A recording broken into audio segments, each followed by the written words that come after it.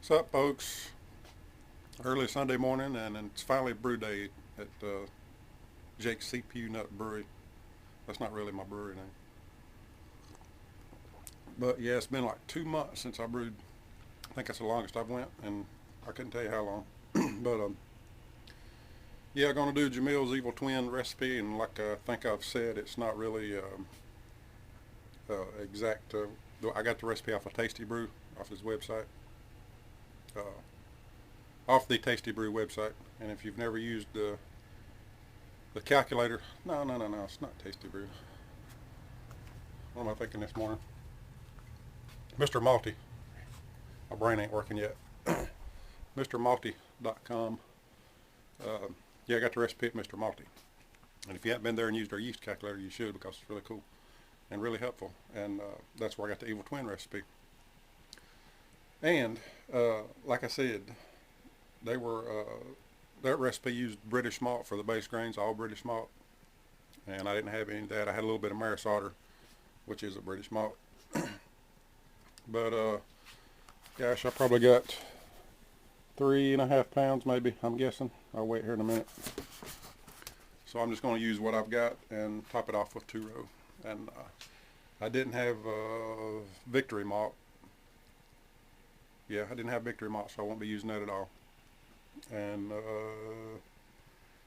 my chocolate malt is 300 Lovibond, and they used pale chocolate malt, like 200 Lovibond, so I just backed off on mine, and it'll just have to do. That won't be a big deal anyway. It's only like 3 ounces, 3.2 ounces. Amarillo and Simcoe, not Amarillo and Simcoe. I'm telling you, I ain't woke up yet. Amarillo and Centennial hops. No additions until 20 minutes left in the boil. This is a all late addition hops, and there's been a lot of talk about that I've just been reading up on. You know me, I'm a hop head. I love my hops, but I love good flavor and aroma hops. So from what I've been reading, we're going to get some good bitterness out of this anyway, and it's supposed to be a really good malty beer. So my coffee sure is good, man. I love my Keurig. I think this is the my brain just is fried. Starbucks breakfast blend. So I gotta get my cranes grushed. Maybe I need to go wash my face again and get woke up, get this coffee in me. Gotta get my grains crushed and get rocking and rolling here. I think me and Two Beer Spear is going to eat breakfast here in a little bit. He's brewing today, my brew buddy. He's brewing at his house just down the road. And then get cranked up after that. And a little special treat for you, if I don't forget to video some more. Puka NC is supposed to drop by this morning. So he lives about 45 minutes, an hour down the road, and we've been trying to get together on a brew day for a while. So he should show up here in a little while, and he's just going to hang out. And nah, he wants to see my setup, and I think he's done like 2 all grain batches, maybe 1 or 2. So anyway, we're going to hang out and try to get some more stuff in here in a little bit, so later. Yeah, and I didn't even tell you the rest of the grain bill, but it's mine's going to be Maris Otter, 2-row, Munich malt, 1 pound of Munich malt, 1 pound of Crystal 40, half a pound of Crystal 120, and the chocolate. So there you go.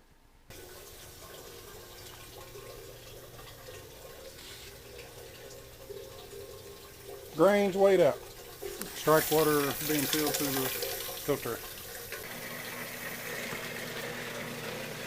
2 Beer Spear, crushing his grains. Hey, if you ever get more than 2 taps, are you going to change the name to 3 Beer Spear? Or? I'll tell them it's a 6-pack in the basement. Four. 6 across. Oh, okay. If I ever get that far. You will. Got strike water going. I'm looking for 154 mash temps, so I'll probably heat up to about 175. Usually about 170 is what I'll usually heat up, especially in this cold weather. And pump 4.5 gallons is my strike, my mash in volume. into my mash tun, and it says 165 degrees for my dough in, so my mash tun will equalize from I could probably go 175, and when it gets down to 160, let's see, it's saying dough in at 165 to get 154, and I always shoot a couple of degrees above that. So I'll probably dough in around 167. So yeah, I'll probably put my strike water in at 175 and let it equalize and warm up the mash tun. And yep, dough in about 167. Oh, and Brad called and sucks, man. He had problems this morning. He had a busted water tank, so unfortunately he's not going to be able to come and hang out. That's Puka NC. So I hate that. I was looking forward to hanging out and all that, but there'll be other times. Yeah, get ready to dough in here in a minute. Alrighty, got the dough in, and doughed in. And I'll probably mention this, but since I got several new subscribers since I've done a brew video, I used to hook a heating blanket up in the winter time here, like we are in the 30s today. And but I've gotten to where I just take like that blanket, and I've got a couple of more towels and another blanket under that, and I'll put them in the dryer for a little bit right before, right after, while I'm doughing in, and then when I dough in, I just put all those hot towels and blankets over top of it, and that seems to hold temps really well. I don't stir anymore. I used to stir like halfway through the 60-minute mash, and with these cold temps like they are, I think it does more harm than good, so I just let it go at that. And yeah, I already got my batch sparge water in there, and hopefully I'll get like 3 gallons off my first runnings, and then I'll need like another 4.25 gallons, 4.5 gallons, somewhere like that from my batch sparge, with a total pre-boil of like 7.25, 7.5, somewhere around there. So it's going to be a 90-minute boil, so that's where we at. Got the boil off going, got my gallon jug sitting down in there, and set in the grain bed, and I usually draw off about I don't know, usually 3/4 of a gallon, something like that, just whatever I think, usually right at 3/4 of a gallon. And I dropped like 1 degree over an hour, so I'm pleased with that. No big deal. And there's my tin foil. I'll just pour the boil off the runnings first, yeah, on top of that, just to keep from disturbing the grain bed. And my sparge water just about heated up, and I'll pump that in. I probably won't be able to show that because it's kind of hard to do with one hand. So get the first runnings going, and as soon as that gets done, I'll switch tanks, put that over here, and get the first runnings heated up, and that really moves things along.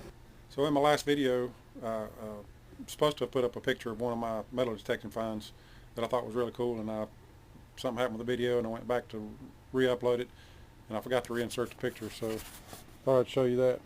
This camera doesn't zoom very well at all, so I'm trying to get on something that's got some contrast to it, but hopefully you can see that. I have no idea what it is. The weight of it, no more than this metal is around it. I'm thinking that it's either some kind of fake rock, or it might be jade or something like that. Don't know if it was some kind of brooch or a hairpin or something. This was found at a 1920s home in the front yard. So that's one of the cooler items I've found, and I know I've shown you this, I think, but I found that a while back at another older home. I have no idea what that is either. It looks like it had a ring up here and a ring over here to maybe hang from a chain or something, and that's if you can see that detail, he's got like the headdress on like a Roman would wear, so something like Napoleon or something like that. Actually, I found that picture online, that profile, and it was a picture of Napoleon, so I don't know if it's some kind of Roman something or other, but yeah. And I actually found my first ring too. I was hoping I had found my first gold ring, but it was it's pitted a little bit, but it was still a ring, so can't wait to find that first gold band or class ring or something. And yesterday's find, I went metal detecting yesterday, and coolest thing I found yesterday other than a wheat penny, I found a bunch of change, regular change, but this old, I guess it's old, little motorcycle toy. I don't know if it's old, it's metal, so still had a little kickstand on it. One of the front tires missing, you can see the back tire. Still got the rubber, plastic, whatever that is. But yeah, I just thought I'd toss that in there. I find all kinds of crap, man. It's amazing to me the junk in a yard. Every yard I go to or wherever you go, there's junk. Metal cans, pull tabs, just whatever, all kinds of weird stuff. I could show you all the junk, but I ain't going to. But anyway, just thought I'd toss that in there while we're doing our first runnings and give it a little break from brewing. So there's my metal detecting input for this video.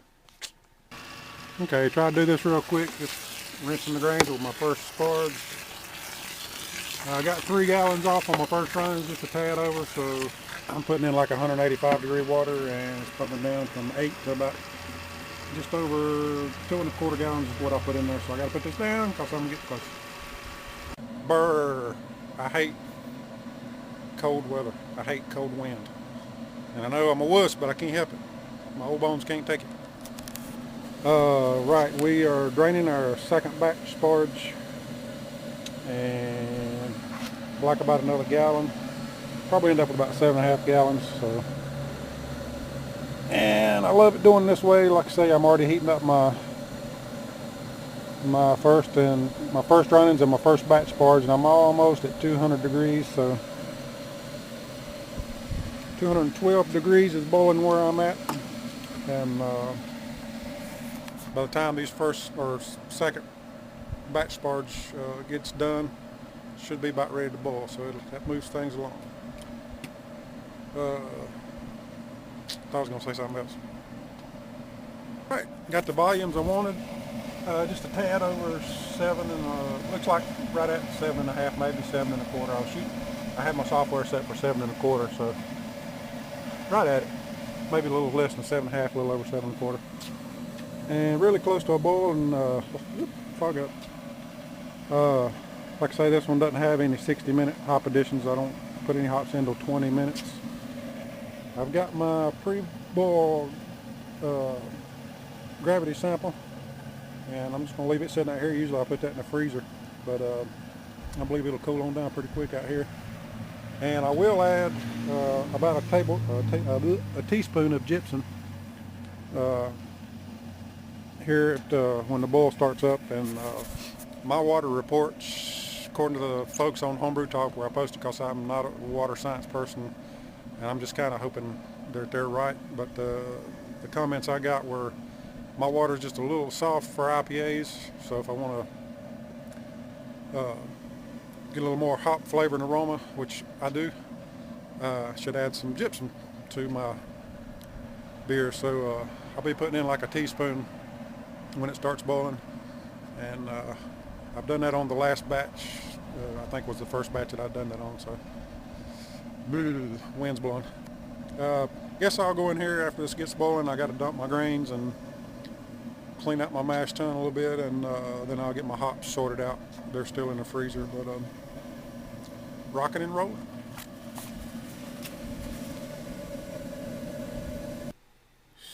So we're looking for a pre-boil gravity of 1.049, and it looks like I am getting 1.05246. Once again, my efficiency has gone up for the second time, and I was wondering about this because I mentioned it in a previous video. See what temperature is. 55, 56, 55 degrees, so yeah, I don't have to add or subtract really anything from that.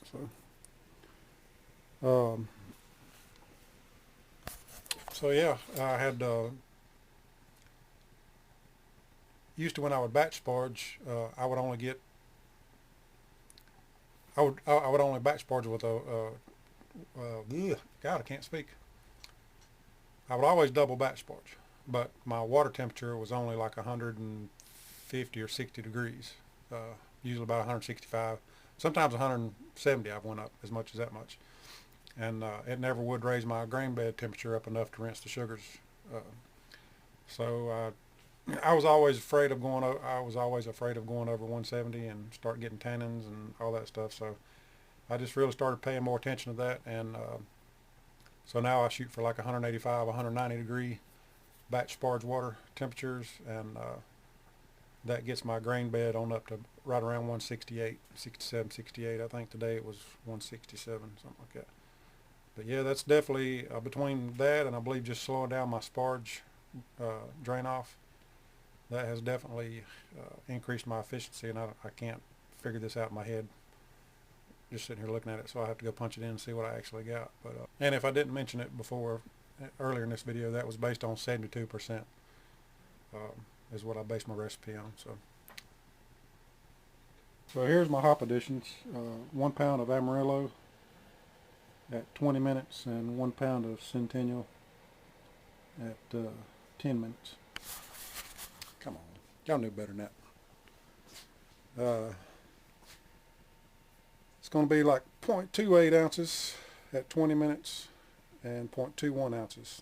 The 0.28 is Centennial, the 0.21 is Amarillo, or Amarillo, as some of you like to say.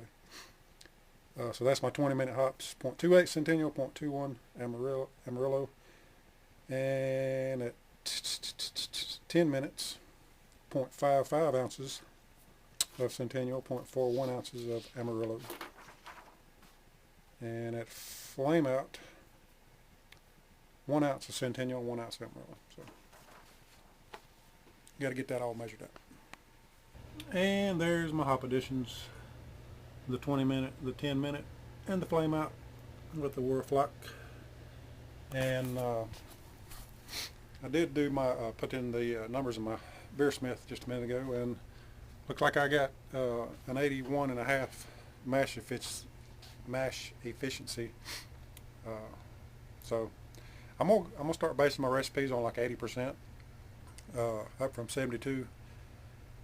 Since I've seemed like I'm consistently getting that, so that'll save me a little bit in grains, not a whole lot. But anyway, there we are, and we're like about 45 minutes left in the boil, and got the mash tun cleaned up, and need to get some sanitizer in the fermenter bucket here and just chill out again for a little bit.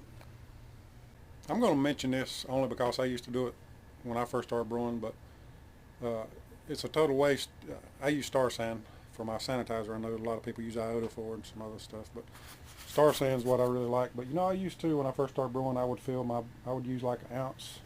I think an ounce was good for 5 gallons, so I would do an ounce and then fill that sucker all the way to the top and think I had to let it soak. That's a total waste. You don't need to do that. Just put you like a little 1/4 ounce of Star San and maybe a gallon, about 2 gallons of water, and put the lid on it. Lid's over there. Put it on it and just put your thumb in the hole or over the hole and shake it up a couple of times every little bit, and it'll be perfectly sanitized. Make sure it's good and clean and everything, but sanitizer is not cheap, and I've been using the same.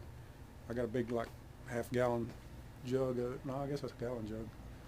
Long time ago, and it'll last a long time. But like I say, it's something that I used to do that some of you may just do it to waste sanitizer, and I just see it as a waste if you fill it all the way up and just let it soak. There's no sense in that. But and I can pour out of that into something else and seal it up and have that to use for a while down the road. So a little tip for you. Well, it's almost 12 o'clock, so I'm going to go ahead and break bad. I got my Stone IPA poured, and I popped the top on some Planters dry roasted peanuts. And I don't normally drink beer until I start my chill because I'll screw something up or forget something worse than I already do. So if I mess up, it's y'all's fault for not making me wait. 30 more minutes left in the bowl. Oh, and I'm using I thought I had to burp. White Labs WLP 00100, and this is a best buy date of March 4th, 2012, and I've had this a while, so lazy me didn't make a starter. So I'm just going to pitch 2 bottles, and that sun gun should take off like a rocket. So we'll see how that goes. It looks like the wind has really picked up. That sucks.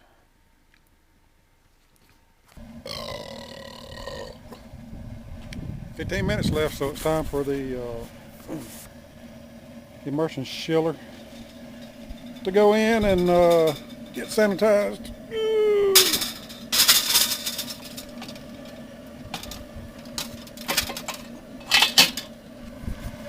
Yeah, that's going to squirt out water there in a minute.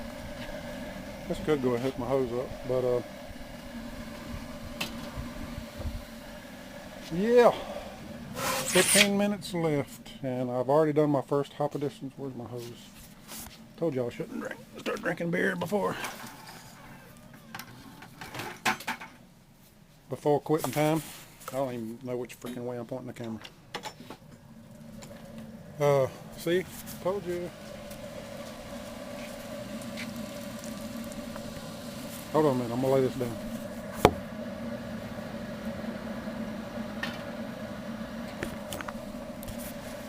Okay. So the immersion chiller's in. Got the whirlpool arm laying there. Oh, actually I need to put it in there too.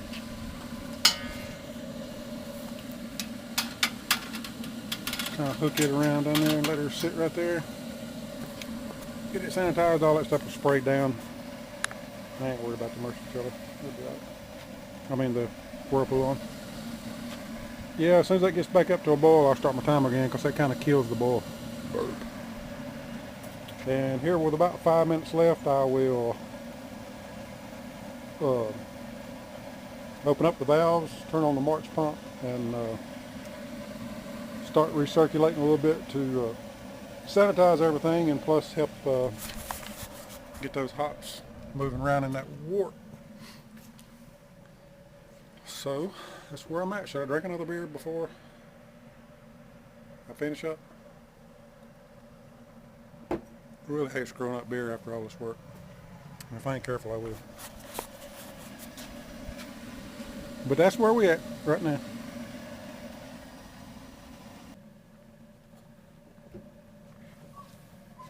All right, almost like right at 5 minutes left in this 90-minute boil.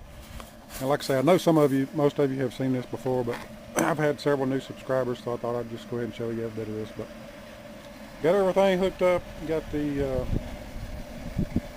out from the boil kettle down to the input of the March pump and out from the March pump into the whirlpool arm. So I'm going to just open this valve. See it start running down through there, and it's already up through there, and all I gotta do is kick on my pump and bam, rock and roll. And actually I'm probably close this a little bit because I don't need to go that hard. That way it won't get a caveat going on in there and lose its prime. But yeah, that'll sanitize the March pump and the lines and everything. So plus it'll help out the hops. So I'll do that, and I'll keep recirculating. I'm gonna step in here out of the code. I got one more addition, 2 ounces of hops. That's 1 ounce of Amarillo and 1 ounce of Centennial left. That flame out, which is in 5 more minutes, and then I'll turn on the cold water, and this sucker will chill down probably as cold as it is outside in probably 7 or 8 minutes. So somewhere around in there, but there you is. All right, last hop addition, 2 ounces. Flame out.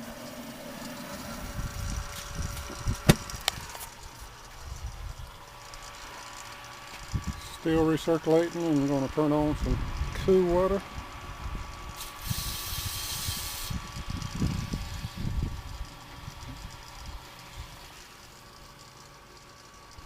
See that there? And I'm going to time it just to see how long it takes. We are a little over 9 minutes, and you can see here, if you can see it, 66 degrees from 212 in 9 minutes. Alright, got the water chiller out. Got the whirlpool arm doing its thing. I'll do that for about 10 or 15 minutes and then let it settle. Everything's cooled down. Put a little lid on there to keep the bugs and stuff out. Just take the whirlpool arm out of the boil kettle and stick her down in the fermenter and take it slow, and that way it don't stir up too much hot break and hot material down in here, and let her rock and roll.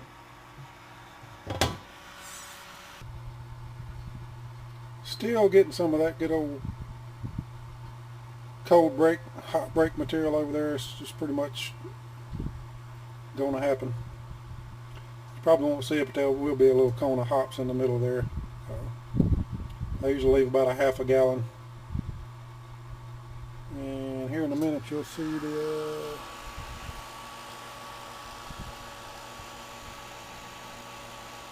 remains coming out of that outlet there on the boil kettle. I'll let it get as much as it can. There it goes.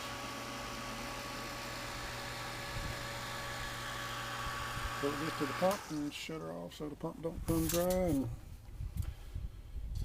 here we are. And again, I know y'all seen this, but basically all I do is hook up my hot water to the input of my pump and turn the valve on. So basically hot water is running through there into my boil kettle, and I'll just turn the pump on and take that and use it to spray around the sides and stuff to get it good and halfway clean. And yeah, simple stuff.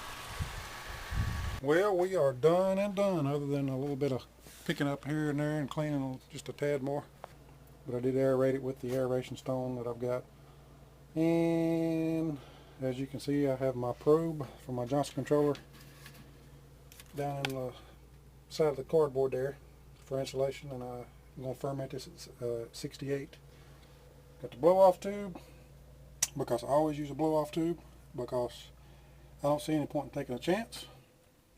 So that's me every time. I don't use any airlocks unless I'm doing a, like after the fermentation's done. If I take this out or move it in the other room in there to finish out, then I'll put an airlock on it with a different lid. But and I got the old light bulb going, so it's not staying too cold. It's staying too cold down here, so I have to keep a bulb in there to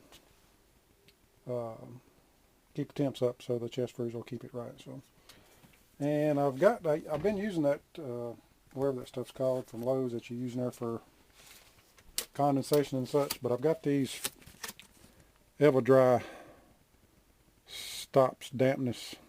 I think it was Yambor 44 that turned me onto these. I've got a couple of them, and I'm going to try one of them in here and see if that helps out with the condensation build up in this thing. But there we go. 5 gallons. Don't know what I'm going to call it yet. Probably come up with my own little name, but I'm going to get things straightened up here and pop a top on another one and be done with it. My final gravity came out to be, it's supposed to be in 1065, and I got 1070, so everything's good. If we don't have a something come up that messes everything up, which I don't see it happening. Sun's out, getting around now to my pad out here to where I could have been warm, but turned out to be a quite nice day. So again, appreciate you. Later.